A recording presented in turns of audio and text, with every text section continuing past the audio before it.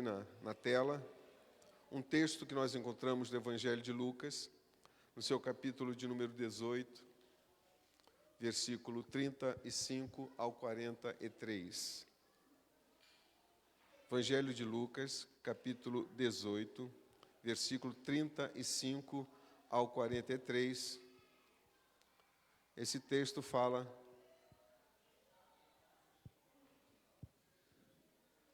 de alguém que estava à beira do caminho. Nunca é bom ficarmos à beira do caminho, já que existe um caminho proposto para cada ser humano. E esse caminho é Jesus. Foi Ele quem disse: eu sou o caminho, a verdade e a vida. Nos diz o texto, versículo 35. Achou aí, José Roberto? Eu aguardo, querida. Lucas, capítulo... Ajuda a irmã Nete. Lucas, capítulo 18.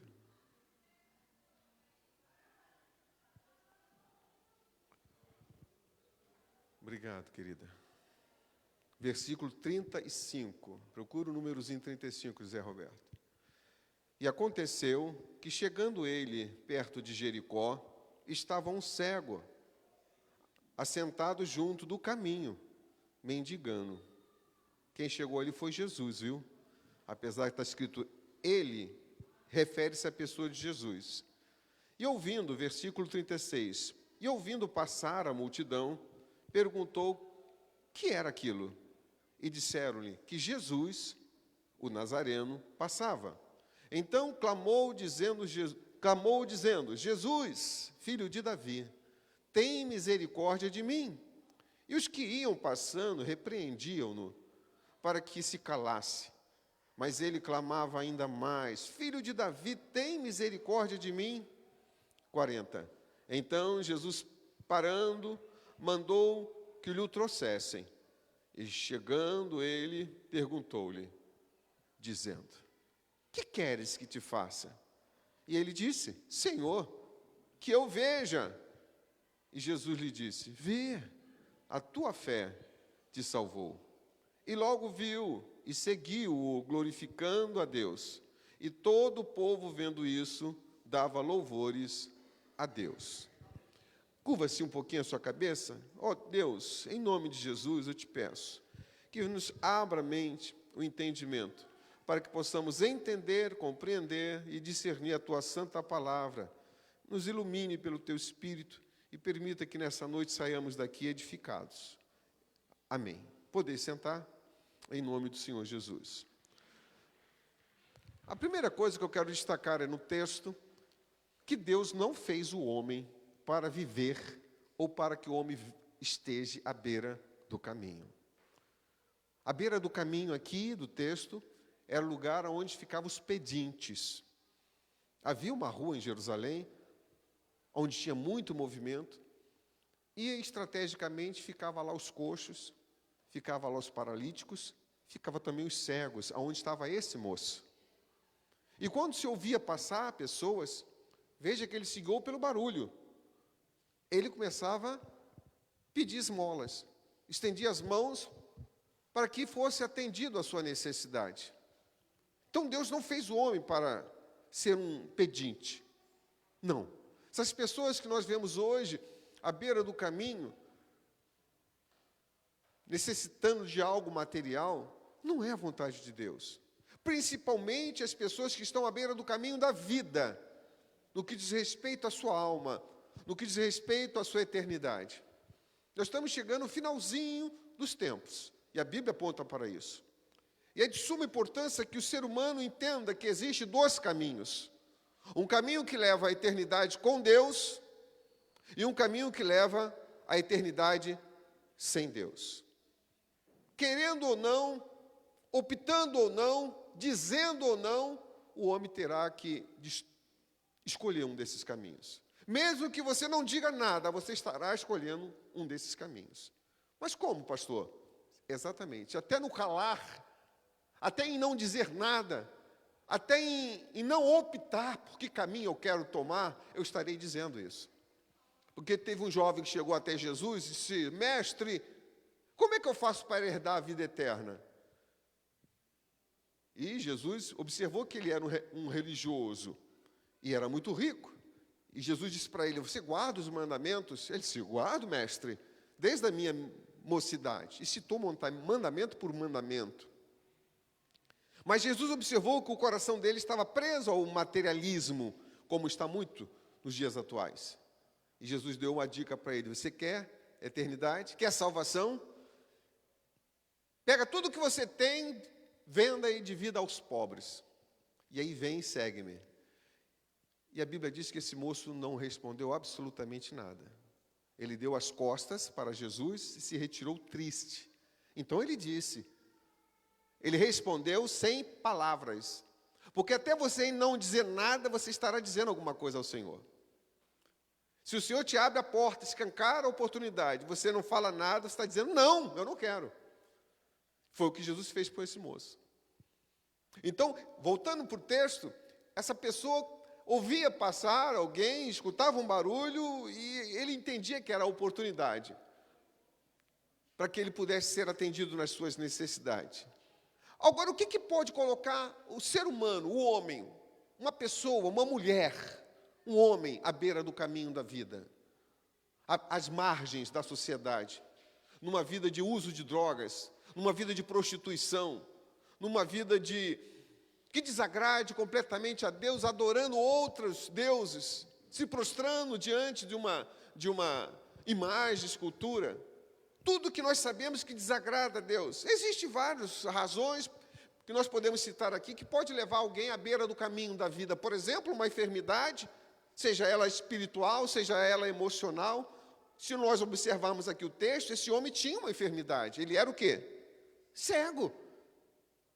Ele não podia comer, naquela época não tinha governo que desse um salário mínimo. Ele tinha que pedir. A vida dele era de pedinte. Então ele tinha uma enfermidade física que debilitava também de forma emocional. Então ele tinha uma enfermidade física que também o levava a uma debilitação de forma emocional. A primeira coisa que nós podemos observar aqui é isso. Então, existem vários motivos que podem levar alguém.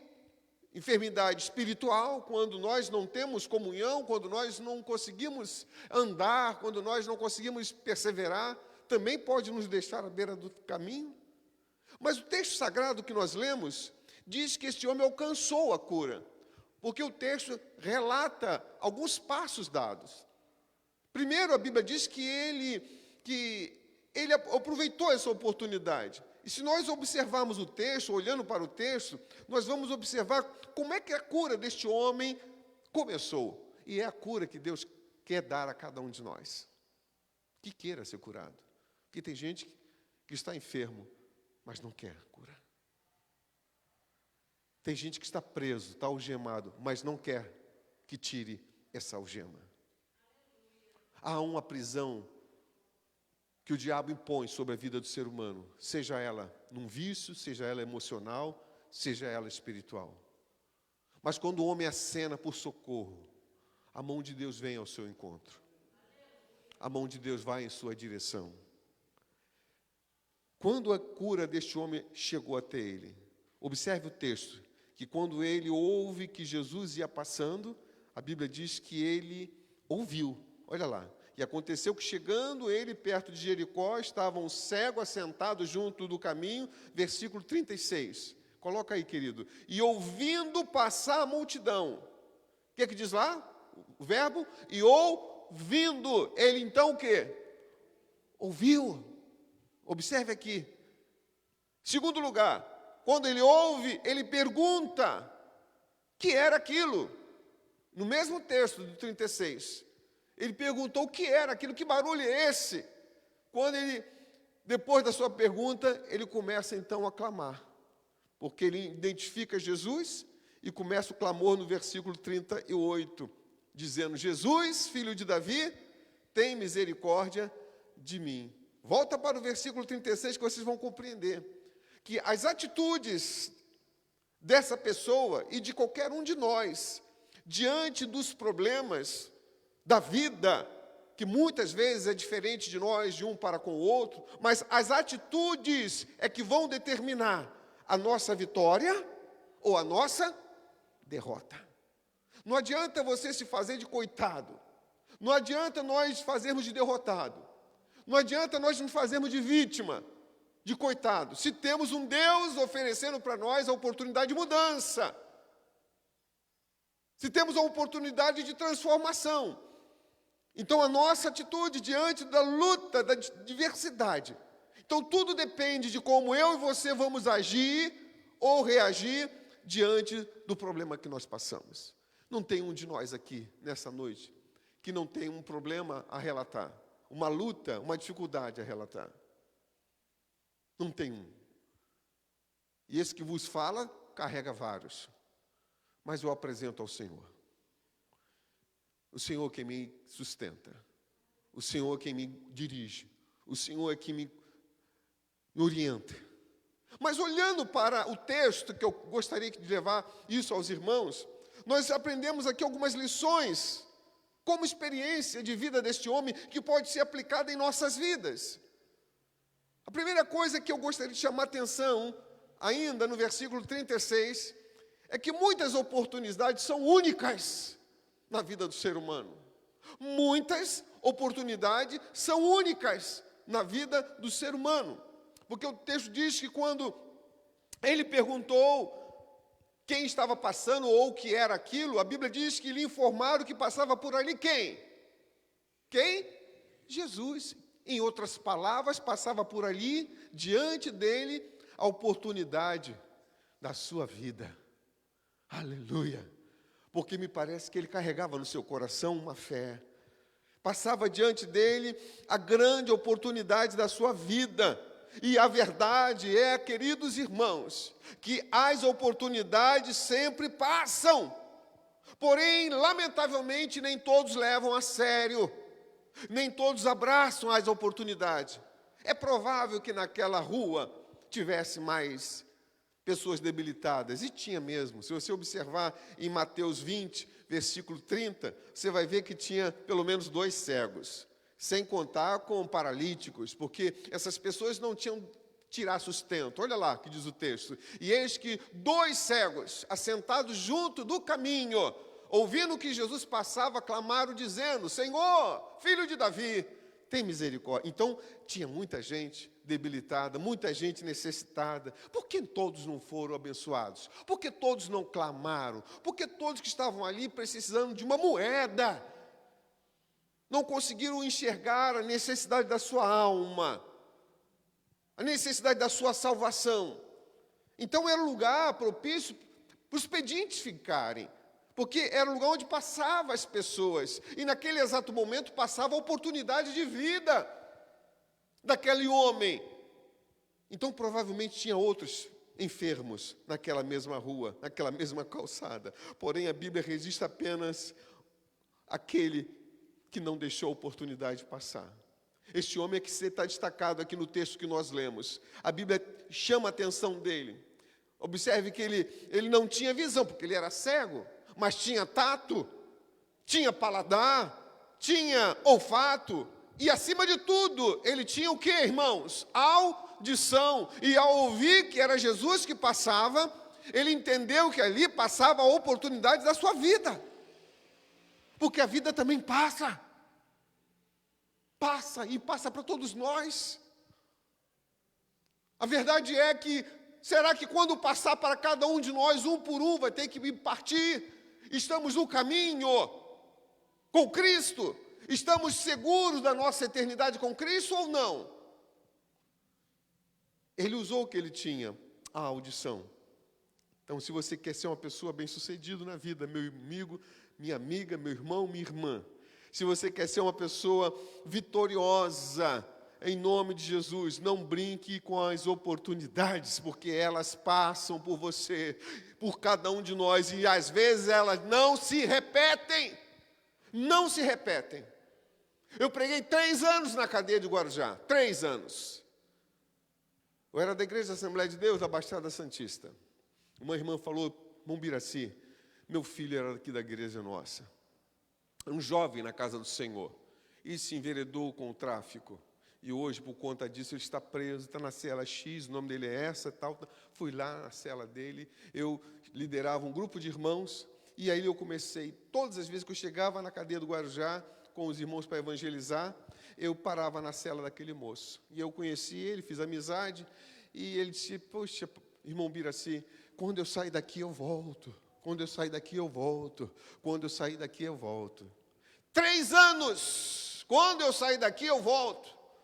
Belo sábado, ele grudou na cela, na grade, e disse, olha, irmão Biraci, segunda-feira eu estou fora.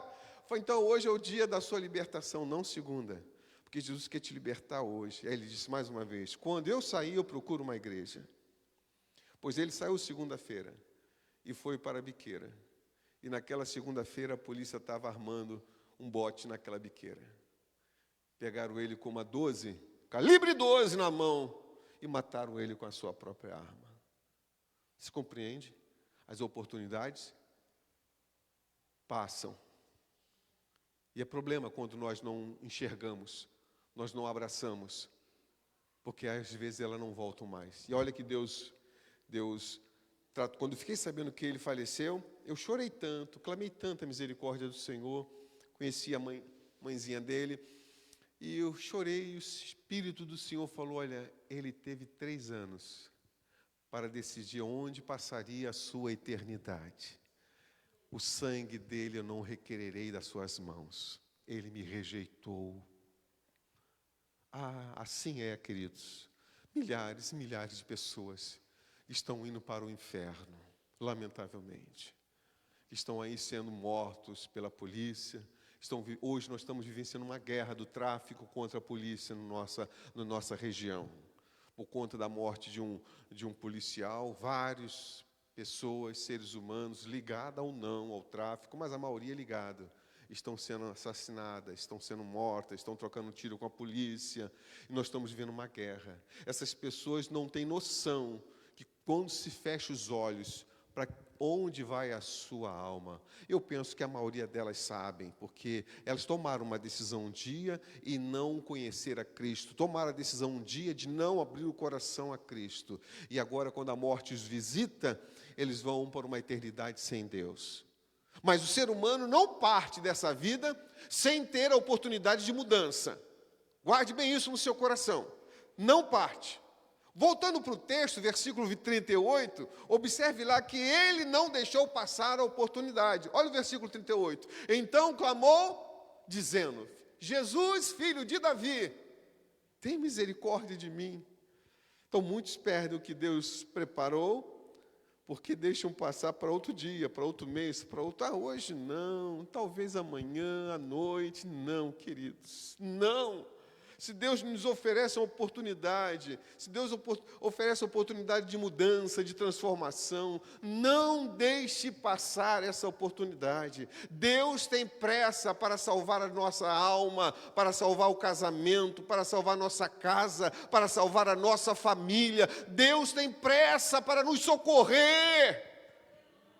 Quando eu e você sentimos dores, sentimos mal no corpo por conta de uma enfermidade, não corremos no médico, irmãos. Não corremos pedindo ajuda, uma solução. Por que nós não fazemos o mesmo na área espiritual? Lamentavelmente, nós deixamos sempre para amanhã, para depois. Quem não leva a sério as oportunidades, elas vão passar, não tenha dúvida disso. E amanhã vai sofrer com a dor do arrependimento. Não ter aproveitado a oportunidade. A Bíblia diz em Gênesis 32, 26, que o homem chamado Jacó, ele abraçou a oportunidade, ele sabia disso, por isso ele agarrou o anjo, por isso ele lutou dizendo, eu quero ser abençoado, eu quero ser alcançado, eu quero ser atingido, me abençoe, me abençoe, me abençoe, a luta a noite toda, está lá escrito, quer botar o texto? Está lá escrito. Pensei que tivesse ligado. Gênesis capítulo 32, versículo 26. E ele entendeu que era a bênção dele. Olha lá. Deixa-me ir, dizia o anjo, porque já a alva subiu, estava clareando. Porém, Jacó disse, não te deixarei ir se não me abençoares. Foi mais ou menos o que fez esse cego, porque ele começa clamando, dizendo: Jesus, tem misericórdia de mim, até que alguém chega até ele, se para de gritar, está incomodando, deixa o mestre. Então ele acrescenta a esse clamor, Jesus tem misericórdia de mim, a expressão messiânica, Jesus, filho de Davi. Quando ele fala, Jesus, filho de Davi, tem misericórdia de mim, Jesus para. Sabe por quê? A expressão filho de Davi é uma expressão messiânica, é uma expressão para quem reconhece Cristo como Messias. Jesus para, pera lá, ali está um autêntico cristão, ali está alguém que sabe quem eu sou, ali está alguém que já ouviu falar de mim, eu não posso deixar de atendê-lo. Olha que interessante, irmãos. E é essa a segunda lição que nós tiramos aqui do texto, no versículo 39. Para alcançar objetivos é preciso superar obstáculos. Qual foi o obstáculo desse homem? Além de ser cego, as pessoas que repreenderam ele para que ele calasse, mas ele clamava mais alto ainda. Está lá escrito: cale, pare, não incomode o mestre. Não, eu preciso ser ouvido, eu preciso ser atendido, eu preciso ser abençoado. Então não vou deixar de clamar. Por que nós desistimos fácil? Por que nós paramos fácil?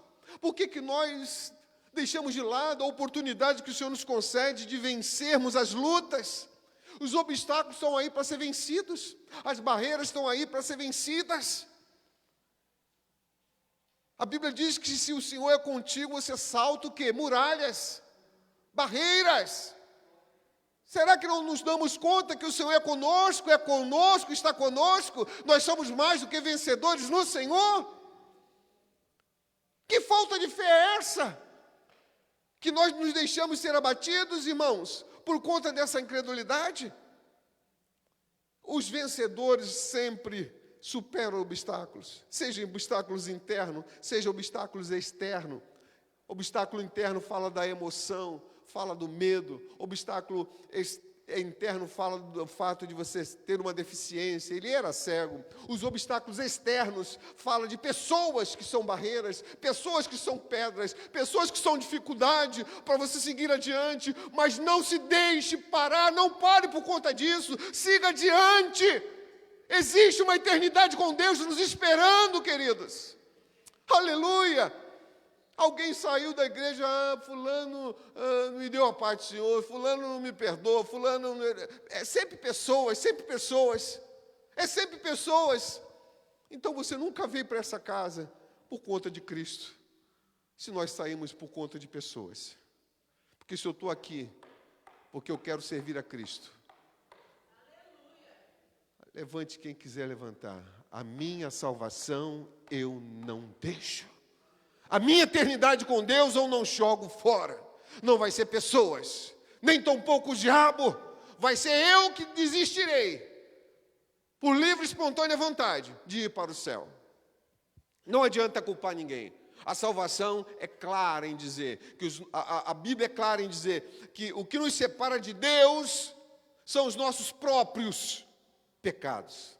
Então guarde isso que eu estou lhe falando. Os campeões sempre superam obstáculos. A Bíblia diz que o cego venceu a si mesmo, olha só, que por fato de ser cego já tinha uma debilidade física e também uma debilidade emocional, e também venceu aqueles que não queriam a sua vitória. Para de clamar, por favor, mas ele clamava ainda mais. Aleluia. As pessoas repreendiam para que ele se calasse. Não deixe de orar, queridos. Não deixe de buscar o Senhor. Não deixe, não desista. Não jogue fora. Ainda que morramos clamando, esperando sermos respondidos, não arredemos o pé em esperar do Senhor, esperei com paciência no Senhor, e Ele se inclinou para mim, ouviu o meu clamor. Aleluia! Não deixe de clamar, de suplicar. Louvado seja o nome do Senhor. Tudo que é muito fácil, irmãos, às vezes nós não damos valor. Precisa sim uma luta, precisa sim uma dificuldade, precisa sim uma barreira, muitas vezes. A outra coisa que eu gostaria de observar no versículo 40 é que não importa como o homem esteja, não importa como a mulher esteja, não importa onde você tenha se enfiado, por mais sujo que você possa estar, não importa por onde você tenha andado, não. Observe aí o versículo de número 40, em nome de Jesus. Deus se importa com a tua vitória. Então Jesus, parando, mandou que lhe trouxesse. E chegando ele, perguntou-lhe, aleluia. Analise o texto. O que é que Jesus fez? O verbo parou. Parando, verbo parar. E Jesus parou. Repete comigo, Jesus parou. Jesus parou para quem aqui no texto? Para alguém que vivia à margem da sociedade. Podia ser um viciado, podia ser um alcoólatra, podia ser um bandido, era um mendigo, podia ser alguém que a sociedade não desse valor algum. Não importa quem sejamos nós, se clamarmos, Ele para ouvir o nosso clamor. Cura baixando nós. Jesus viu nesse homem a imagem de Deus. Jesus se importou com aquele homem, irmãos.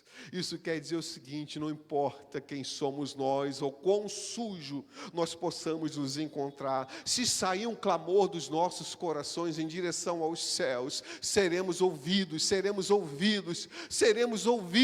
porque o atendimento será segundo a sua vontade, mas que seremos ouvidos, seremos.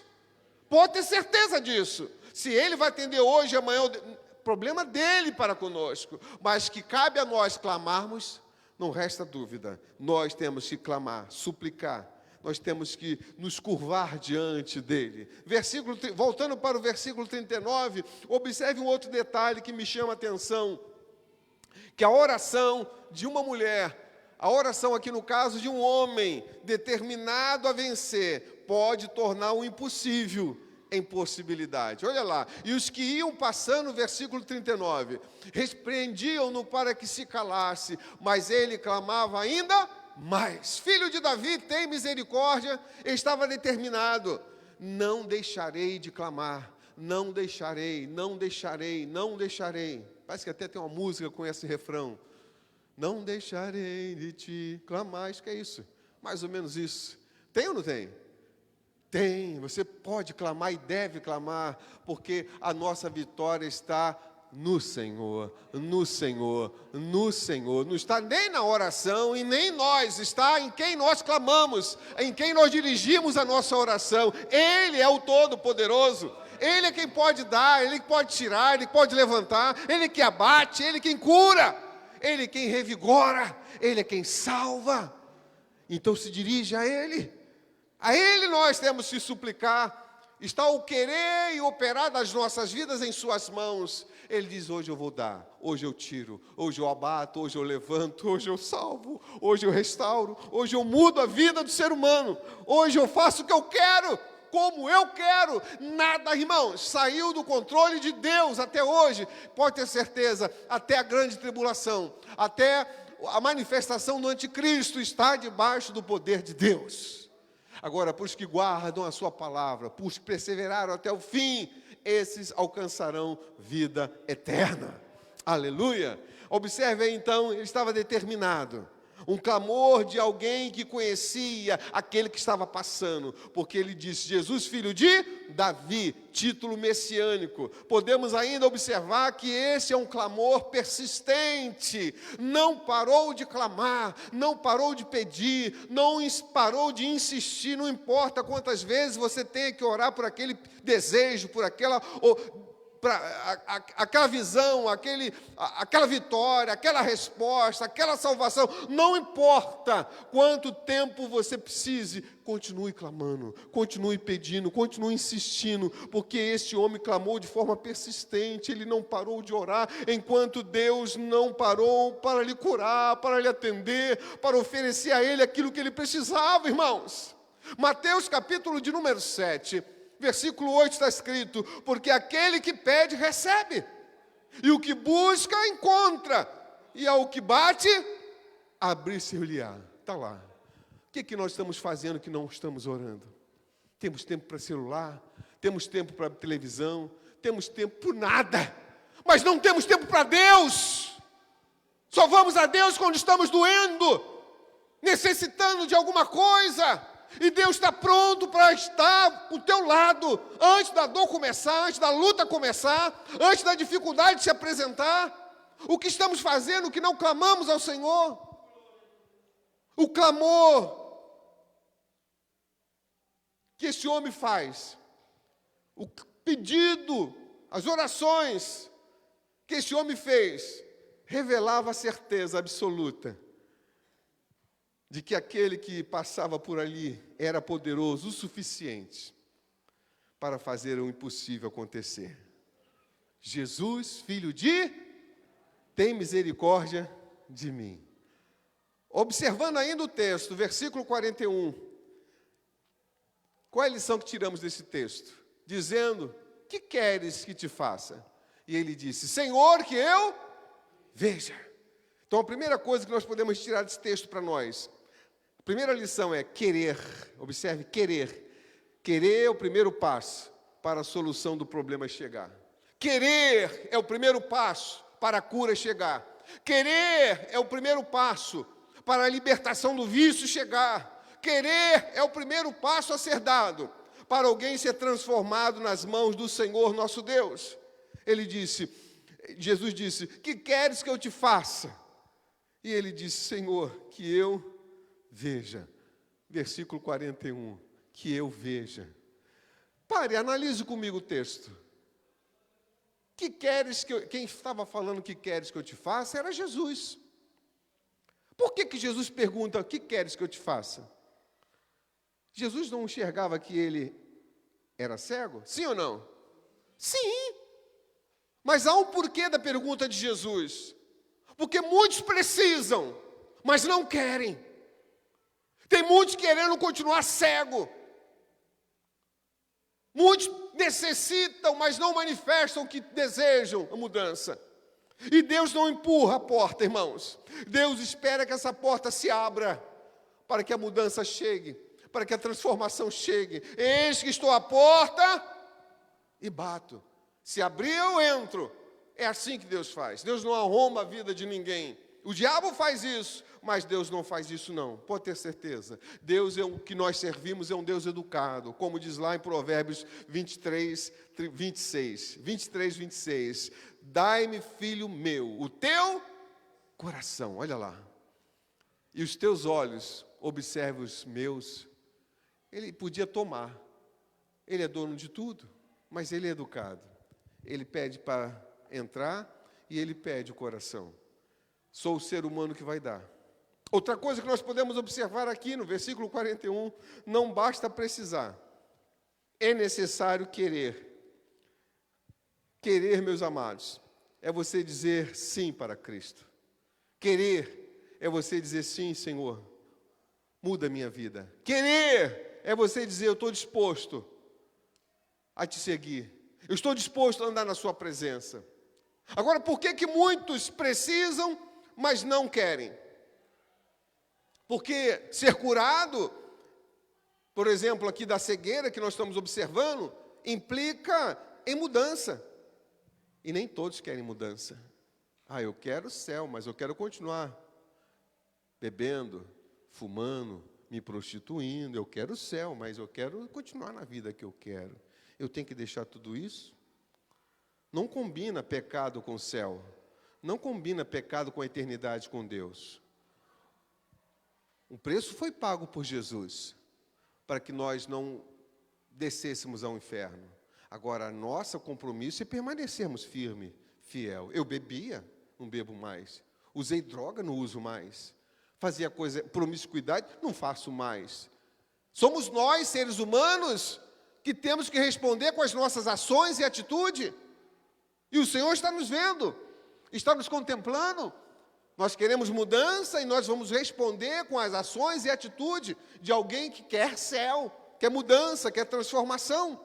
Então, ser curado da cegueira implica em mudanças. Volto a dizer, e nem todos desejam assumir responsabilidade. Não são todos que estão dispostos a mudanças radicais na vida. Preferem viver de esmolas do que ir à luta, do que trabalhar, do que suar a camisa, do que sobreviver, do que largar a promiscuidade, a droga, o álcool, o vício. O Senhor oferece mudança para quem quer mudança, transformação para quem quer transformação. Quem irá para o inferno não será empurrado por Deus. Quem irá para o inferno não será aqueles que nunca ouviram o chamado de Deus. Quem irá para o inferno não será as pessoas desavisadas. São pessoas que ouviram, tiveram oportunidade, deixaram passar e escolheram a eternidade sem Deus. E eu quero encerrar aqui olhando o versículo de número 42. Esse homem, quando clamava, ele clamava por uma deficiência. Ele era o quê? Cego. Mas Jesus ofereceu mais do que a cura da sua cegueira. Observe o texto. Jesus lhe disse, vê. Aleluia. Imagine a primeira pessoa que um cego tem como imagem nos seus olhos, se é a pessoa do seu Salvador. Aleluia. Olha lá o texto, irmãos. E Jesus lhe disse, vê, a tua fé te salvou. Você consegue enxergar mais do que uma visão nesse texto? Vê! Ele tinha que falar, a sua fé te curou. Porque ele queria cura da sua visão. A sua fé te curou, mas Jesus não. Eu tenho mais para te dar do que cura. Eu tenho salvação, vida eterna. A tua fé te salvou, esse homem foi curado, foi restaurado integralmente, o seu espírito recebeu salvação, a sua alma ganhou senso de valor próprio, o seu corpo passou a enxergar, ele deixou de ser um lixo da sociedade, ele ganhou um ideal para a sua vida, para viver uma nova vida servindo ao Senhor. Jesus curou ele integralmente. Ele sempre nos dá além daquilo que nós pedimos. Tinha um homem sendo crucificado com o Senhor Jesus lá na cruz, no dia que Jesus foi morto. Tinha 2 bandidos, salteadores, um em cada lado também sendo morto. Jesus no meio. Até um certo período, os 2 estavam blasfemando, tirando chacota do Senhor Jesus. Me parece que o da direita, a Bíblia não fala, mas a tradição diz que era o da direita, e esse chamava-se Dimas. E disse, Senhor, estou vendo que tu és inocente nessa história. Tu és o Filho de Deus. Aí disse, quando entrares no teu reino. Se ele falou quando entrares no teu reino, se quer dizer então que ele reconhecia Jesus como rei. Rei. Que era isso que estava sendo proclamado. Quando entrares no teu reino, lembra-te de mim. Jesus, tu não só será lembrado, mas hoje mesmo estarás comigo. Não é amanhã, não é depois. Não se pode deixar passar nenhum minuto a mais. O Senhor tem pressa de salvar as nossas almas, a nossa casa, o casamento, a família. O Senhor tem pressa de mudar aquilo que somente Ele pode mudar para a glória do seu nome. Somente Ele. E aí nós que escolhemos, nós é que decidimos, nós é que daremos a oportunidade para que isso tudo ocorra. Ele não arromba a porta da casa, da vida, do coração de ninguém. Ele não. Ele oferece gratuitamente. A Bíblia fala de algo chamado de livre-arbítrio. Está lá escrito, quem tem sede, vem a mim beba. Talvez você entrou aqui sedenta nessa noite. Até sabe que está, mas ir a Ele é outra conversa, né? Eu não quero não, eu gostaria, mas... né? Aquele que tem sede, vem a mim e beba. Está escrito aqui. Também está escrito em Apocalipse, que ficarão de fora. Está lá, ficarão de fora. Eu quero citar esse versículo para nós encerrarmos. Quem é que ficará aqui de fora em Apocalipse? Apocalipse, capítulo de número 20... Rapidinho para nós lermos. 22, versículo 15. Ficarão de fora os desviados. Esse cães aqui é desviados. Não é animais não, viu? São pessoas que voltaram ao vômito. Cães, o escritor colocou porque refere-se ao cachorro, ao cão que vomita e depois come o que vomitou.